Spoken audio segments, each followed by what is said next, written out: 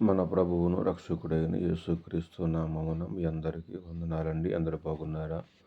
దేవుడు మిమ్మలను మీ కుటుంబాలను ఆశీర్వదించునుగాక. ఈరోజు దేవుని యొక్క వాక్యాన్ని మనము ధ్యానించుకుందాము. యాకోబు రాసిన పత్రిక 5వ అధ్యాయము 13వ వచనం మనం చదువుతాము. మీలో ఎవరికైనాను శ్రమ సంభవించిన అతడు ప్రార్థన చేయవలెను. ఈ మాటలు దేవుడు ఆశీర్వదించునుగాక. ప్రియమైన దేవుని బిడ్డలారా, మీకు ఏదైనా శ్రమ కలిగినప్పుడు, ఇబ్బంది కలిగినప్పుడు మనం చాలాసార్లు తొందరపడి ఏం చేయాలో అర్థం కాక కొట్టుమిట్లాడుతూ ఉంటాం.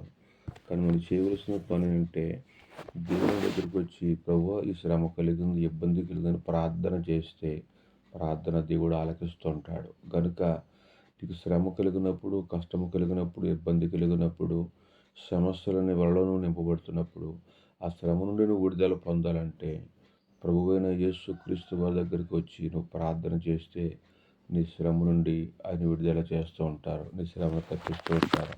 కనుక ప్రార్థన చేయటానికి ప్రభు దగ్గరికి రండి, శ్రమ నుండి విడుదల పొందండి. ఈ మాటలు దేవుడు ఆశీర్వదించునుగాక.